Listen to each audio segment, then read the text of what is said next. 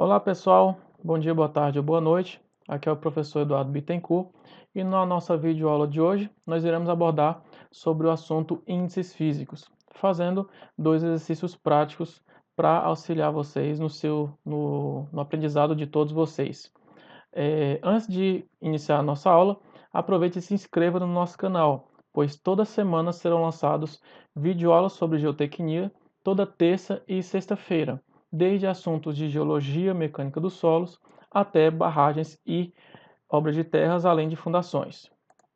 Antes de começar o exercício propriamente dito de índices físicos, o primeiro ponto que a gente tem que destacar é o seguinte: anotar todas as formas de índices físicos para auxiliar na execução do exercício, que no caso são elas: umidade, peso específico dos sólidos, além de peso específico aparente e seco, os índices de vazios, porosidade, grau de saturação e a massa específica da água. Detalhe, pessoal, muitos alunos têm dúvida em utilizar nas suas formas, nas suas equações, as unidades em termos de peso ou em massa. O detalhe é, pode utilizar qualquer uma das duas. O que vocês têm que saber é que todas as formas que envolvem peso, como por exemplo, peso específico dos sólidos e peso específico aparente seco, todos eles podem ser utilizados em termos de massa.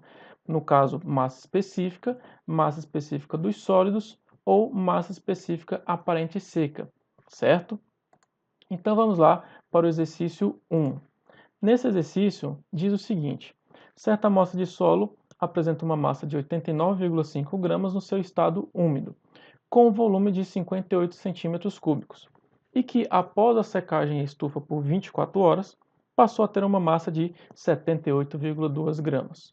Sabe-se que a massa específica dos sólidos é de 2,7 gramas por centímetros cúbicos. A partir desses dados, determine a sua umidade e o seu grau de saturação.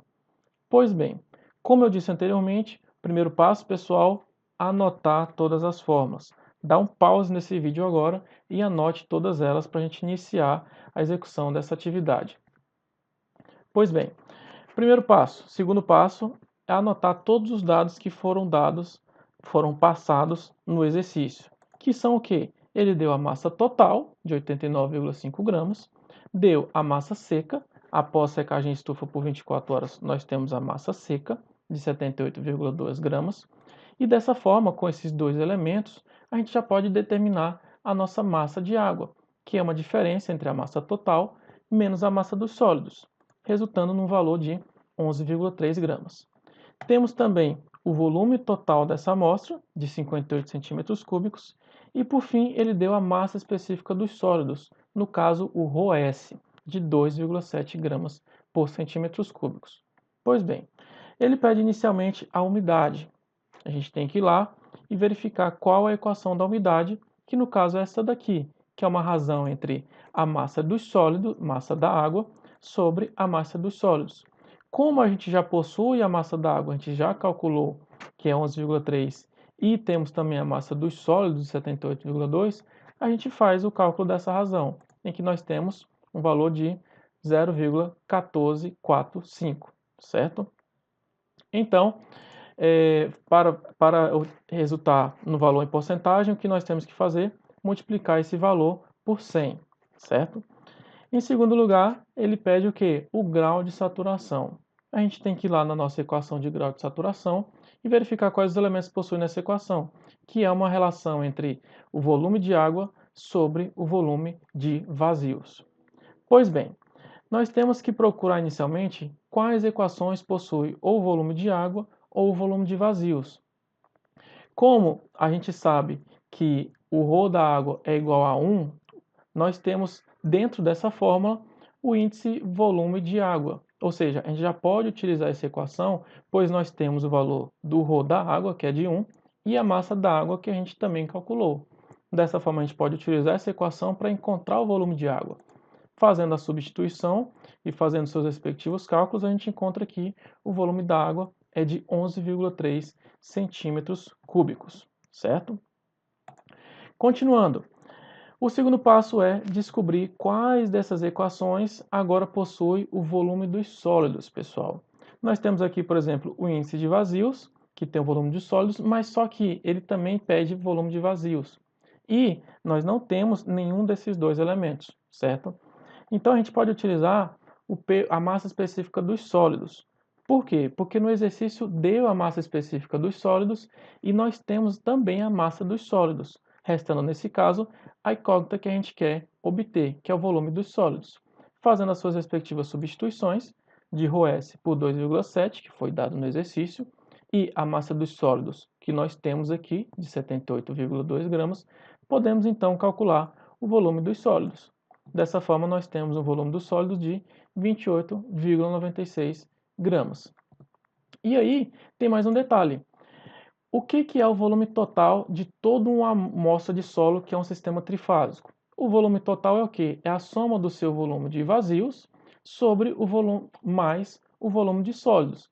Então, nós temos que volume total é a somatória desses dois elementos.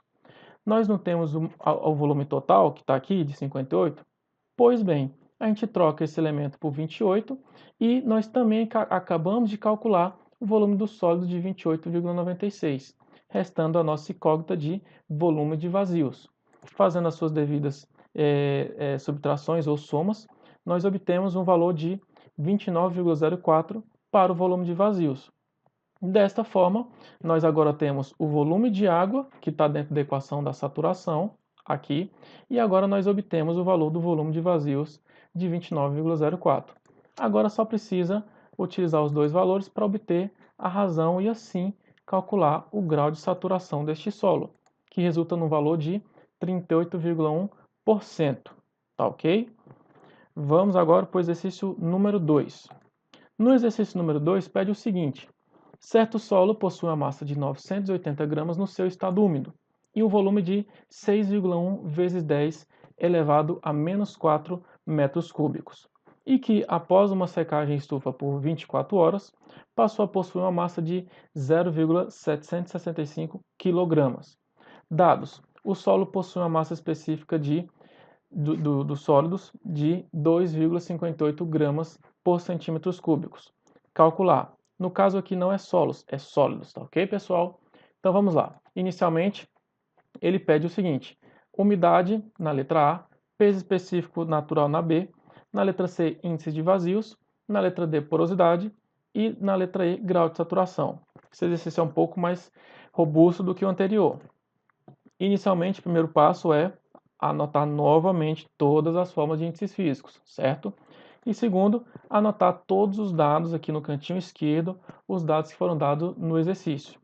Inicialmente nós temos uma massa total de 980 gramas, temos uma massa dos sólidos de 0,765 kg, e dessa forma nós já podemos inicialmente calcular o quê? A massa da água, que é a massa total menos a massa dos sólidos. Detalhe, pessoal, uma unidade está em grama e a outra em quilogramas. As unidades devem ser convertidas de forma a ter a mesma unidade de medida. Nesse caso, 0,765 kg é igual a 765 gramas. Fazendo dessa forma a subtração entre os dois elementos na mesma unidade agora, obtemos uma massa d'água de 215 gramas. Continuando com os dados, também foi dado um volume de 610 centímetros cúbicos. Opa, peraí, mas foi dado de 6,1 vezes 10 elevado a menos 4 metros cúbicos. Então, pessoal, no exercício, pode utilizar tanto a unidade em metros cúbicos como em centímetros cúbicos. A observação que eu dou é que transformar um volume de metro cúbico para centímetros cúbicos, devemos multiplicar por 1 milhão, tá ok? E por fim, foi dado também a massa específica dos sólidos, de 2,58 gramas por centímetros cúbicos. Pois bem, na letra A é pedido a umidade, que a gente já entendeu como é que calcula a umidade no exercício anterior, que é uma razão entre a massa da água sobre a massa dos sólidos. Ambos nós já temos aqui a massa da água e a massa dos sólidos, e a gente faz essa razão, fazendo a sua divisão e multiplicando por 100 para obter em porcentagem, nós alcançamos uma umidade de 28,10%. Continuando, na letra B ele pede o quê? O peso específico dessa amostra. A forma do peso específico está aqui, ó, é o peso sobre o volume. Então vamos lá. Para obter o peso específico, nós utilizamos essa fórmula aqui com todas as conversões. Mas vamos lá, passo a passo, para vocês entenderem como é que é essa conversão. Ele pede o peso específico, então a gente tem que transformar o valor que foi dado em massa total nesse caso, em peso. E esse peso tem que estar em quilonewtons. Pois bem, vamos lá. Inicialmente foi dada uma massa de 980 gramas e nós primeiro fazemos uma divisão por 1000. Por que uma divisão por 1000? Para a gente transformar isso em quilogramas, certo, pessoal? Depois de fazer essa divisão por 1000, essa massa, a gente multiplica por 10 para o quê? Para transformar essa massa que estava em quilogramas em newton, transformar numa força gravitacional peso, certo?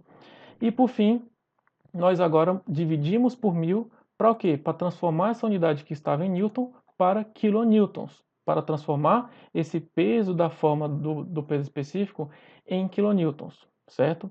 Dividido pelo volume. Esse volume vai ser 610 centímetros cúbicos ou 6,1 vezes 10 elevado a menos 4 metros cúbicos.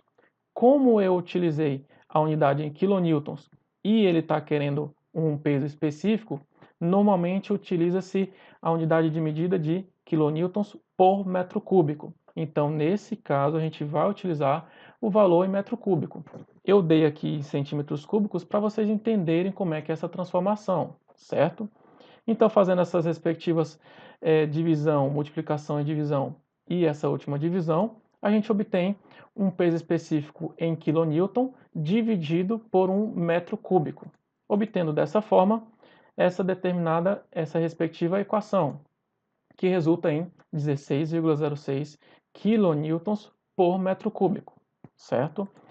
Continuando, ele pede na letra C o índice de vazios. Qual a fórmula do índice de vazios, pessoal? É o volume de vazios sobre o volume de sólidos. Nesse caso, a gente tem que procurar saber quais equações têm volume de vazios ou volume dos sólidos para poder descobrir eles, para poder mensurar esses valores. Inicialmente, a gente pode utilizar a equação da massa específica dos sólidos.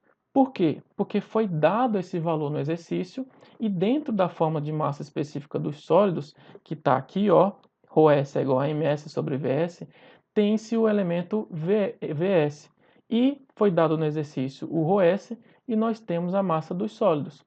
Dessa forma, fazendo a substituição desses valores numa equação e multiplicando cruzado, nós obtemos um volume dos sólidos de 296,51 centímetros cúbicos. Continuando, como a gente tem o nosso volume dos sólidos e também foi dado o volume total dessa amostra aqui, de 610 centímetros cúbicos, a gente pode fazer novamente aquela relação de que o volume total de uma amostra é o quê? É o volume dos sólidos mais o volume de vazios. Fazendo as suas respectivas substituições e somatórias ou subtração, a gente obtém um volume de vazios de 313,49 como volume de vazios centímetros cúbicos. Eu esqueci de colocar aqui, pessoal. Continuando, após a gente conseguir o valor do volume de vazios e o volume de sólidos, a gente pode lançar na equação do índice de vazios, colocando ambos os valores e obtendo a sua razão, calculamos o valor e temos 1,06 de índice de vazios, certo? Letra D. Na letra D é pedido a porosidade. Qual a fórmula da porosidade, pessoal? A porosidade nós temos aqui, ó, o volume de vazios sobre o volume total. A gente já possui o volume de vazios que calculamos anteriormente e o volume total já foi dado no exercício.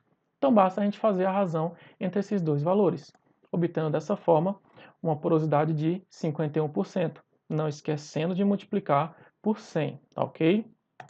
Por fim, pede-se o grau de saturação dessa amostra.